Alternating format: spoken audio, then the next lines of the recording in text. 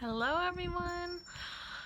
I took a break from commuting, not because I wanted to, but I actually had so much work, literally so much work, night and day, nonstop writing, that I did not have commute time. It just because work never stopped. So I'm here now with the found time. Today's a very busy day, but for my business, Improviding, which is very exciting, 2 workshops today, and so I'm taking this time in between to have a little check-in and a conversation that will have a few journal prompts and really give you a chance to ground into this week. And so I will preface it with a really brief energy update. So this week, the collective energy is the buffalo, and I love the buffalo spirit card and the energy of it. The the simple phrase for it is like grounded on earth yet like soaring or dreaming in the heavens. So it's really of this idea of like being grounded in your reality, but also taking that step further and daring to dream. And so I have hiccups, so if that's going to come up, we're going to let it do that. Maybe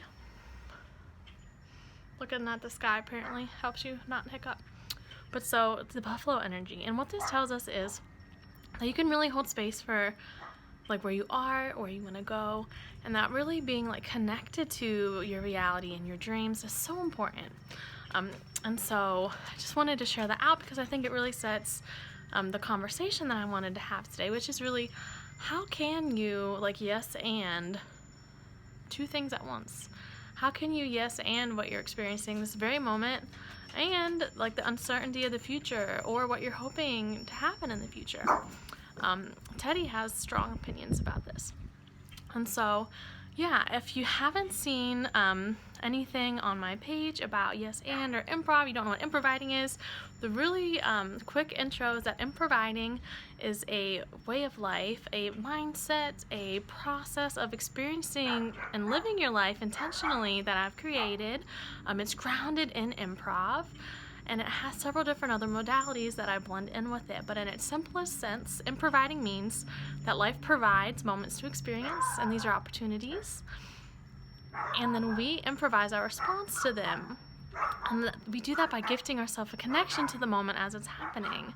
And so like the theoretical foundation of that, or like if it had to have like an academic name, would be opportunistic resourcefulness is like the terminology that I use to convey what improviding really is as an experience. And so the first tool of improv that we use for that is yes and that is the most basic improv tool for anyone who does improv on a stage, or whether it's applied improv, which is what we do, which is literally doing it anywhere else than a stage. Ooh, that wind is cold. We're gonna yes and that and keep going. And so it really is, the yes part is like validating whatever the experience is that you're having. If it's on a stage, then it really means that like if someone says, oh, the sky's purple, you are yesing that and be like, yeah, it's a really nice periwinkle. And that's the and part, you're contributing instead of being like, no, the sky is blue, because that turns the scene combative. And that also then feels, if you're in a partnership of like, okay, well then my gift wasn't good enough. And improv, in a sense, it's about that co-creation. It's about having an exploration that isn't what you expected, because it's not sketch. Improv is not planned out, it's all made up. So you might be asking like, well, how do we improvise our life if it's all made up? Like, I don't do improv, but it's actually looking at the relationship. So life is giving you the moments to experience, and so we don't have to make this shit up. Life is giving us so much right now. Like, we couldn't have made up, in many instances, all the complexities that are happening right now with the pandemic, with some people taking it seriously, some people not, everything in between. Some people are unaffected at all because they had so many like systemic privileges and foundation and security. Other people are being totally uprooted. There's so much happening, so many layers. So how do we yes and what our individual particular experience is? By doing the few following things, or spending time with these thoughts. First is like, what are you yesing? What is, oh hello bug, what is your experience right now? Because we've been in it for a few weeks. What is your current experience? Like, what are the feelings that you're feeling? And how do you want to feel? And it can be something that's so far off that you think you'll never get back to. Just honor that. How would you like to feel? So the first prompt is, what are you experiencing right now? And how would you like to feel? Okay?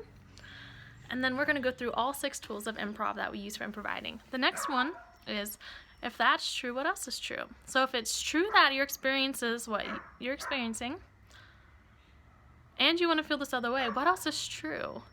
Have you had other experiences lately that might have been like smaller moments of your day that felt closer to that? So if you want to feel more ease, was playing in your backyard with your children a moment that felt really easy for you, that you've had joy? What in your recent experience feels the closest to how you would like to feel overall, or the closest to where you would like to be going in the next few weeks, months, however long? This question, the reframe of like, if so, what else, is really asking of like building on it. It's like, okay, so we already established the very first concrete idea that we're having this experience. What else is true about that then? So if my experience was that I miss seeing my friends, what else is true? Okay, maybe I've tried FaceTiming them, we've been on Zoom, and maybe my truth is that it's just not feeling the same, because it's not the same. And if that's true, what else could I try to do that gives me the same type of feeling? Maybe it's not seeing them in person. Maybe it's writing them a letter. Maybe it's thinking differently about the time I spent with myself as time to recharge. It could be whatever response for you. So we yes and how we're feeling and how we'd like to feel. And now we're going through the if then so what else. Just really it's like adding some more details to that picture. The next tool of improv is A to C. And so this is one of my favorites just because of how my mind works.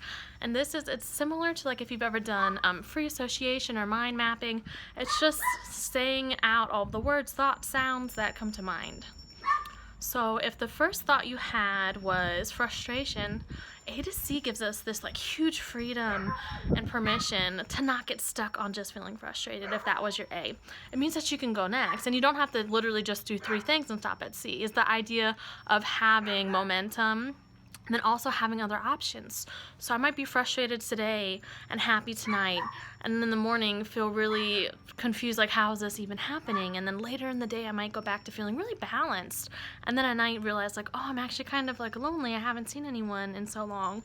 Whatever that looks like, it's really like getting out all of those words, ideas, feelings.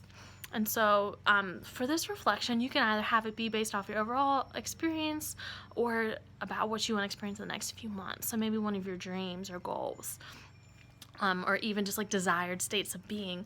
So like A to C that. So maybe you just want to feel better, but like what else comes up from that? So you want to feel better, you want to feel balanced, you want to feel seen, you want to feel connected, you want to feel like you have less like demand of your time being used productively, whatever comes out. So letting that roll off your tongue. All right, and then the next tool is ID the ship. Like identify your relationship with things. Do you have a relationship with yourself? Most people don't. We're not taught to. And improvising as a larger framework and like support network is really like my goal, and my role here is to guide people back to relationship with themselves, so that way they can experience and have a different relationship with their life. So like, do you have a relationship with yourself? And sometimes actually we do have one, but it's pretty negative. We're telling ourselves some pretty fucked up things. We're telling ourselves that we can't achieve something, or that we don't deserve things, or that, oh, we should have seen that coming. There can be so much negativity. So we can have a relationship and it can be a really shitty one, or we can be so externally focused that we don't even know to check in with ourselves. There is no internal dialogue. So there can be all types of situationships with yourself on that spectrum. Another relationship that you could identify and spend time with is like, what's your relationship with your significant other, if you have one, your friends, your family, your employer, with your work-life balance. What are your relationships? And the more you know about them, then the more that you can really see the weight they have in your life. Maybe you have a few friends that are more supportive than you realize, so you could be going to them. Maybe you have some toxic ass people that you don't want to have being so much of your attention and time, because there's not reciprocal. You don't get any nourishment back from all of the energy you put out. All right, and then the next tool and like journal prompt that we'll be looking at is build versus invent. So even though improv is all made up, in case you didn't know that, never, if you're seeing improv show, it's made up, it'll never happen again, it's not sketch, it's not planned. And so it's this idea of life, like each day is different, even if there's so much mundanity, because you may not have the perspective to be able to see the more nuanced, smaller choices you have, or the way that you can experience it, which is the goal of Improviding, is to give you that heightened ability to see synchronicities and feel connected to self and others. Maybe that's not where you're started at. I wasn't at that place when I started. That's just how Improviding came a thing. But it's really this idea of like, when people are like, oh, I want a do-over, like, that's so valid. I've wanted a do-over. But there's this societal narrative that you have to start from this imagination land. You have to make it up, which in some instances is true, but that makes it seem like you're starting with nothing. And that is why so many people are afraid to take the leap, because it feels unsupported. But the idea of build versus invent is saying that you are your own life's best expert. You know what has happened before you. You know what foundational building blocks you can have.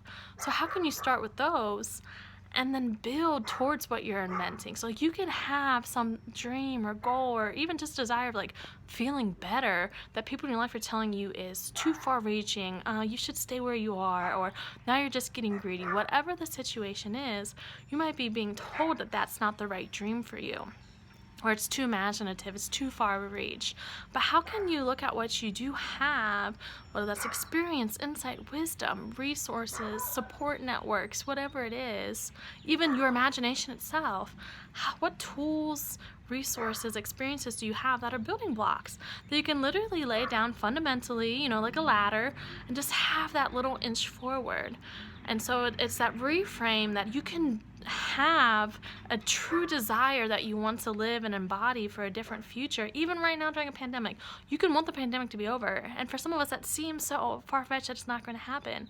But how can you use your building blocks to have this experience be less heavy on you, to have there be less stress, to have a more lighthearted feeling at the end of the day, even if for 5 minutes? How can you be grounded in the reality of what you're experiencing is so real, and hold space for the fact that maybe 5 months from now things will be different and you'll feel better and your situation might be more supportive?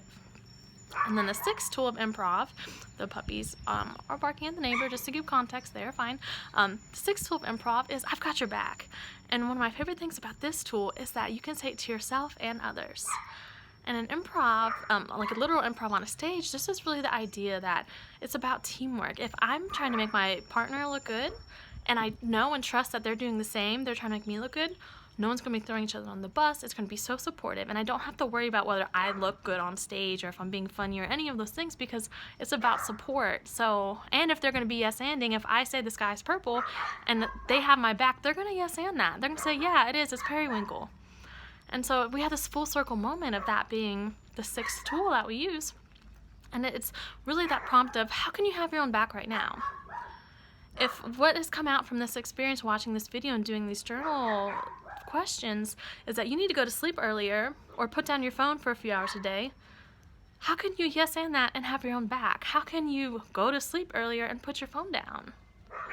You know, and then how, if you have a supportive friendship, how can you have their back and have that conversation so they know that you're there, and then they are then able to offer having your back in return? How can this be something you practice so well for yourself that then you know how to have boundaries for doing it with others? All right, so those are the 6 tools of improv that we use for improviding. And again, improviding is having an intentional relationship with your life as it's happening. So as moments come up, so like my dogs are barking right now, I'm yes-anding that. I'm acknowledging that, like, one, I'm the one who brought them outside, so they're outside. They're seeing things to react to. They're terriers, which as a breed, like, terrier dogs are protective and also are going to be setting their boundaries. I'm yes-anding that. It's not about control. Because if my expectation right now was to have this video be like without interruption and perfect, like, it wouldn't be happening and I'd be frustrated. I probably would delete it. I wouldn't post it, and then you wouldn't get this content. And you'd be getting this image of life being like perfect and not having any unpredictability, which is not true. So then I would be doing a really shitty, toxic job as a guide of giving you unreasonable expectations for a life that no one has. So like, I'm yes-anding this in that instance of like letting them be themselves. And it sounds like something so small, but the amount of stress that I don't feel because I'm not trying to silence them, and the amount of like shift that you can experience in your relationships, like if this was a situation with like children or spouse, being focused on the process of experiencing the moment and how I can choose my reactions and also choose the weight of things that are happening to me, that there is living on purpose in a way that feels like it's my life. And how I do that is going to be different than every other person, and that's the point. Instead of being on autopilot and living life as you're told of, okay, you have this expectation, here's exactly how you get it. If you don't reach it the first time, you're a failure. All of those narratives are meant to keep people from trying, and then trying again, and then shifting to do something else, and then, finally finding what they want to do, maybe the 4th, 5th time around. Because the less people who are giving themselves grace to live their own life and do it in a way that they want, then the less people who have empowerment, the less people who are shaking up the systems that are meant to really keep us in our place. So this is a full framing of what Improviding is. It is the basis of my work. And so I wanted to, when I created commute time today, because there wasn't any, but I created it to share out with you because it is really the basis of what workshops I'm teaching today. And I wanted to share this out as a resource. So if you have any questions, you can go to Instagram. I'm at Improviding, IMPROVIDING, or comment here, reach out. And just let me know what your thoughts are. If you have certain big transitions or experiences you're going through, I do coaching and wellness guide work with that to really give you your own toolkit of what does Improviding mean for you, and really it's like a muscle, getting that confidence that you can improvide. And the moment you start doing it, everyone who has experienced this has said the moment that they've even entertained the idea, they felt some shifts, just a lightness, being able to have a different relationship with what's happening. And I want this for everybody, I truly do, because it's really like a toolkit, it's a resource. I would like for everyone to know it's an option, and if it's not the option you end up wanting to use, that's cool, that's great, but it's at least an option that you have. So thank you for your time, thank you for commuting to my backyard with me. And I hope you have a razzle-dazzle day.